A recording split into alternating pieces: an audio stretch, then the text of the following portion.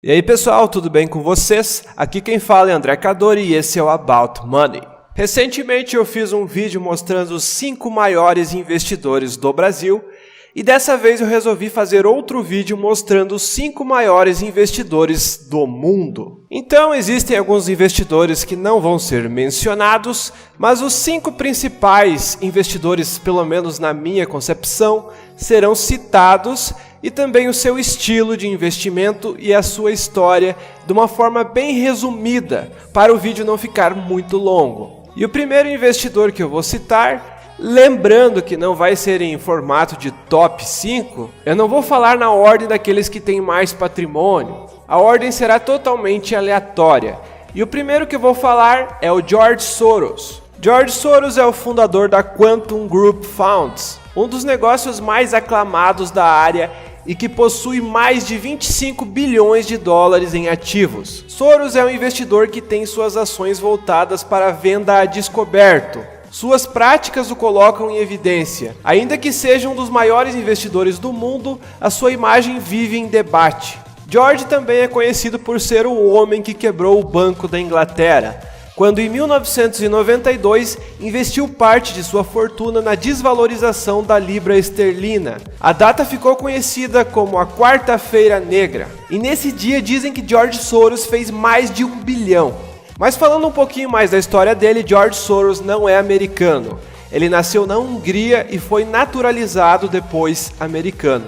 Ele nasceu em 12 de agosto de 1930, ou seja, ele é velho pra caralho. Pelo contexto da guerra que era vivida naquela época, o seu nome teve que ser alterado para George Soros. Então, antigamente, o seu verdadeiro nome era George Schwartz. Com 17 anos de idade, George Soros emigrou para a Inglaterra.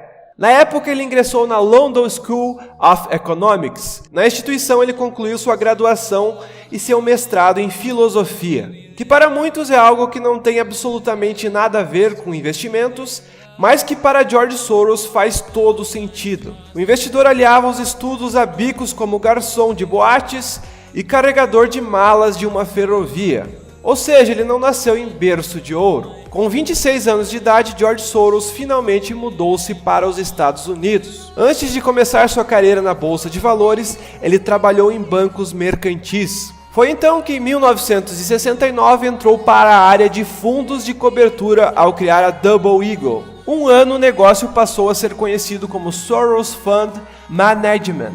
Algum tempo depois foi renomeado como Quantum Group Funds. Inicialmente começaram com 12 milhões de dólares sob sua gestão. O estilo agressivo de Soros fez com que a Quantum crescesse de forma rápida, apostando na variação de taxas de câmbio e grandes investimentos pensados no curto prazo.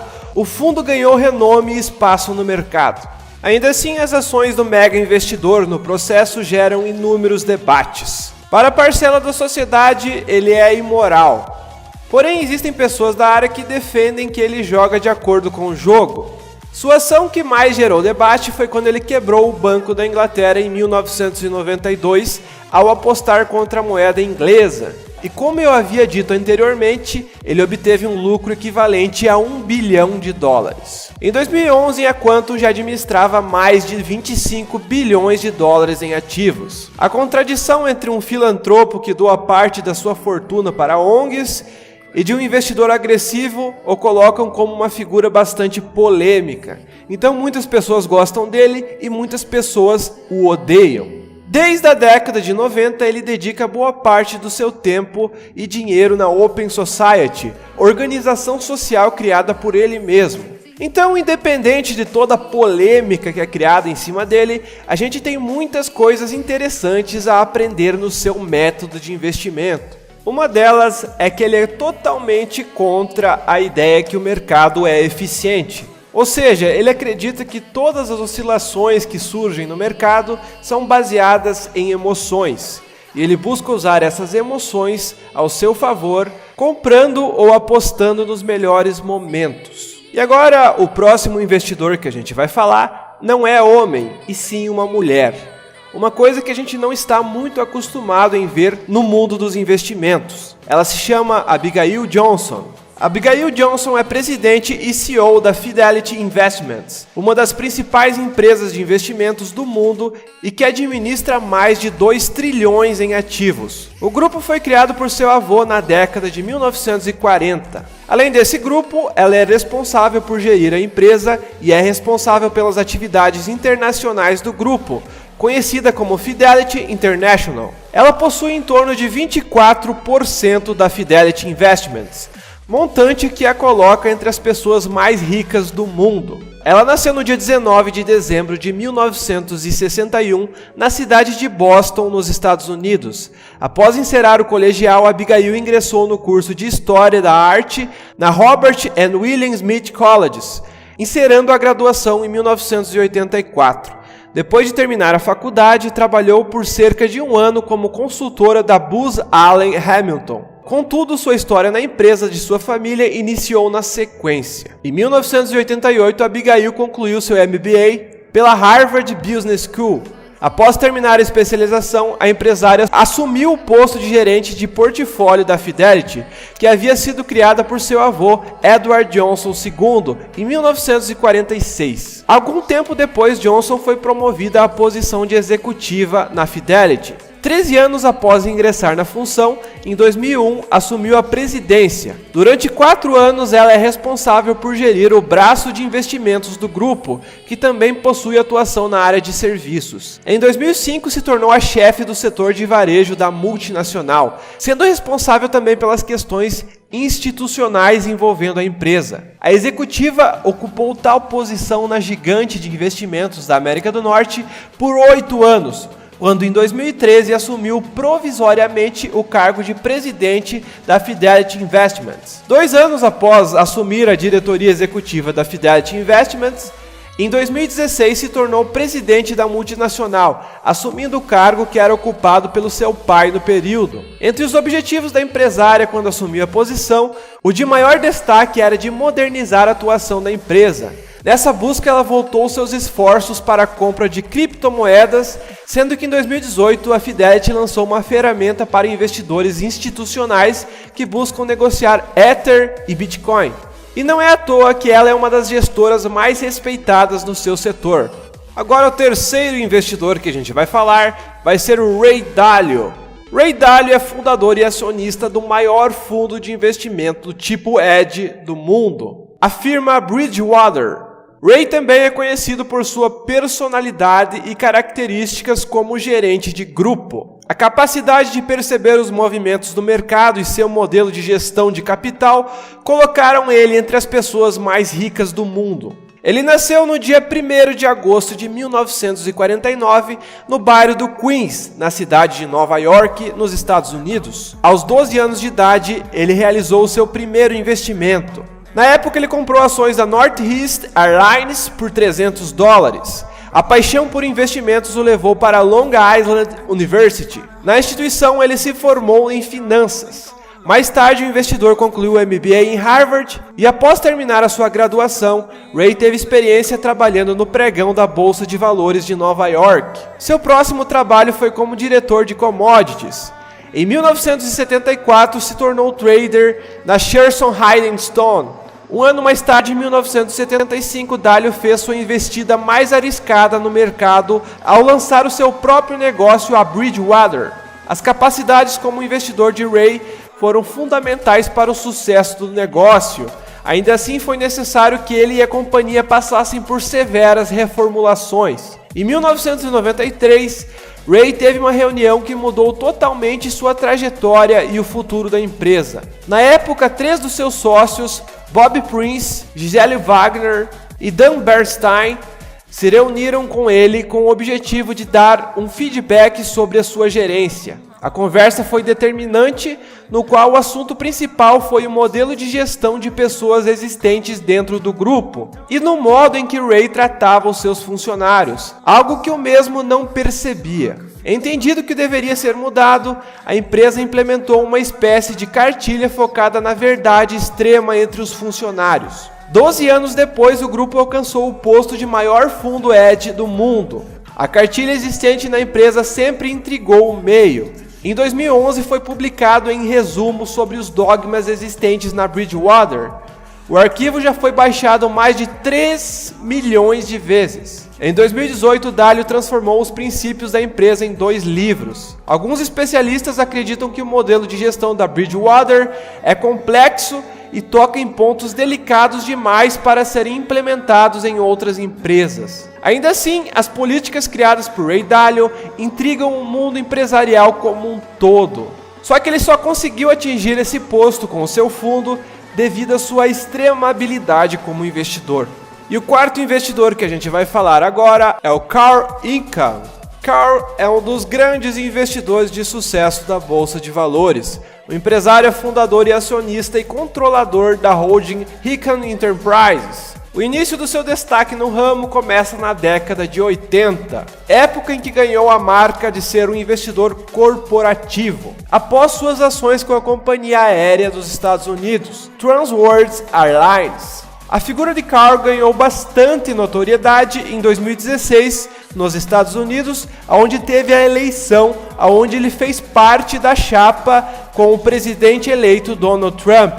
Parceria que durou pouco tempo. Em 2017 ele deixou o cargo por desavenças e conflitos de interesses. Carl nasceu na cidade de Nova York em 16 de fevereiro de 1936. Cresceu como uma criança de classe média no bairro do Queens.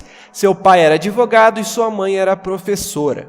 Em 1957, se formou em filosofia pela Universidade de Princeton. Na sequência, ingressou no curso de medicina na Universidade de Nova York, porém permaneceu apenas 2 anos estudando na área. O jovem se alistou para a reserva militar em 1959. 2 anos mais tarde, com 25 anos de idade, se tornou corretor da Bolsa de Valores. 7 anos depois, em 1968, o investidor finalmente criou a sua empresa. Na aquisição da companhia aérea, em 1985, ele ganhou destaque no mercado. Suas ações como controlador da empresa marcaram traços na carreira do investidor. A Icahn Enterprises surge em 1987.